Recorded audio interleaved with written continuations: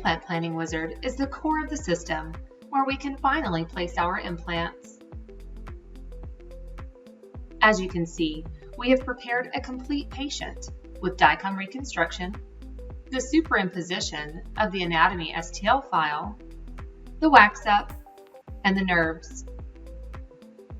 All of these objects are located in our object window and may be shown or hidden as needed.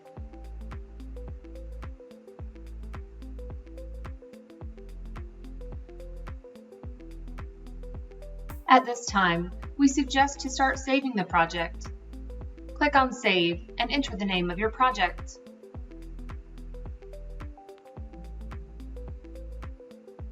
This project is now stored with your patient in the Project tab. You can change the appearance of your software by choosing your desired layout. This is a great tool in the RealGUIDE software, allowing you to change the layout views according to what you are planning. You will see us change the layout a few times in this video series.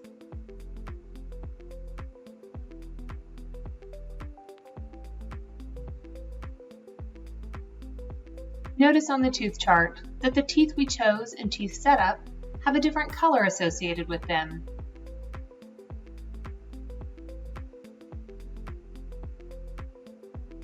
This means that regardless of where the cross-section happens to show in your multiplanar images, when an identified tooth is selected, the implant will be placed in the selected location. For example, we will click on the lower right first molar, and the software opens the implant library, placing an implant in the selected location. Choose your desired implant manufacturer from the list of available implants. In some cases, you will notice a small cloud icon near the manufacturer. Clicking the cloud icon will download the selected library. If there is not a cloud present, that means the implant library has already been downloaded. After selecting your manufacturer, select your implant model, and then the implant size.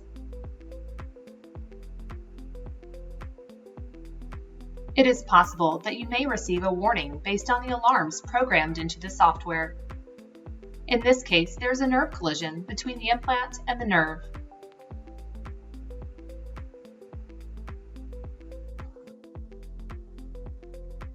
After repositioning the implant, you will see that the displayed colors will change, indicating the collision has been resolved.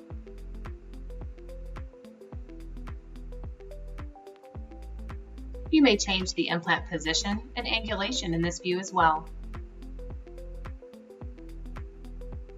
You can also add any associated abutments.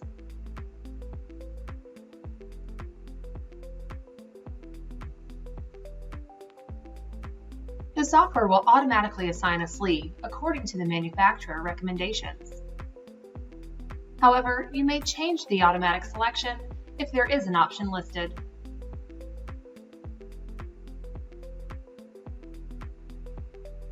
The bottom left view shows an exploded preview of the sleeve position relative to the implant chosen.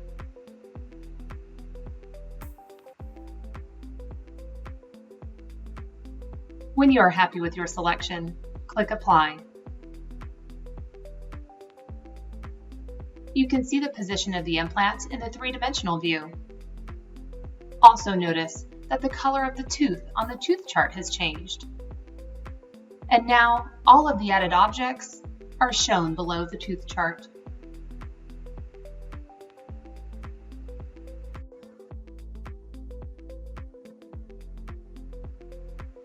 The implant position and angulation may be adjusted in the three-dimensional view, as well as the multiplanar images.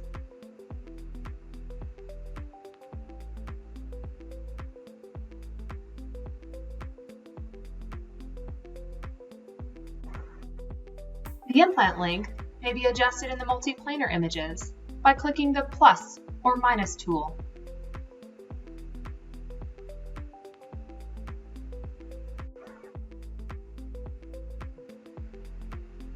The cross-sectional slice can be hidden from the 3D view.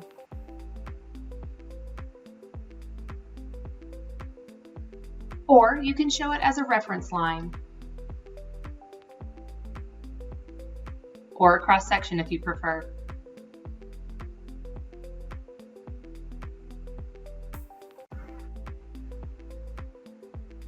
When you're ready to place the next implant, click on the associated tooth from the tooth chart. The implant selection will default to the last implant you chose.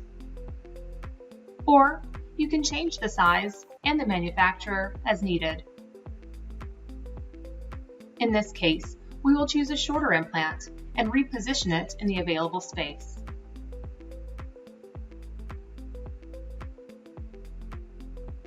For this site, we will also choose an angled abutment.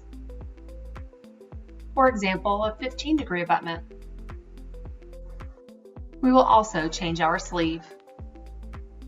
When we're happy, we'll click Apply. Now we can see the position of the second implant. But notice, we need to work on the emergence of the prosthetic axis relative to the wax-up.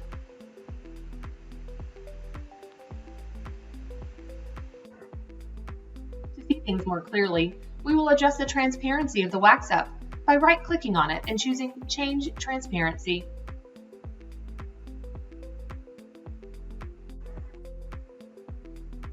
Use the abutment angle bar to rotate the abutment axis.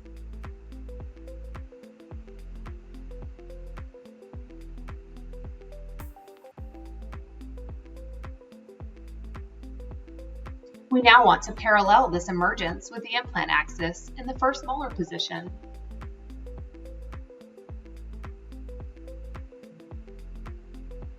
There are many ways to do this, but the easiest way is to click on the Show Implant Angles button from the left of your screen.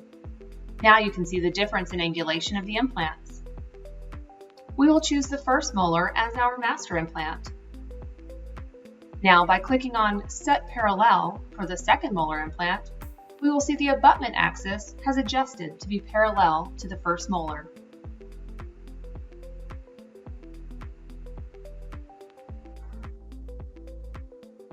If needed, you may modify the implant position to ensure that the implant stays within the bone.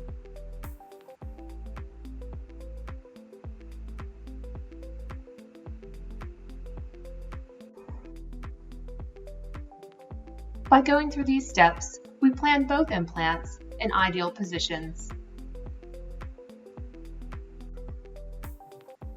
The wax-ups can be shown or hidden using this tool.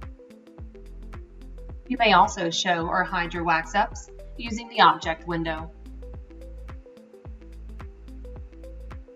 We can see that our sleeves are green, indicating that there are no collisions with one another or with the anatomy. However, if the sleeve is colliding with the soft tissue, the sleeve will turn red and a warning will appear on the screen. This warning will also populate the tooth chart. You can make adjustments as needed to remove your collision. In this case, we will just click Undo from the top right of our screen to remove the collision intended for this video.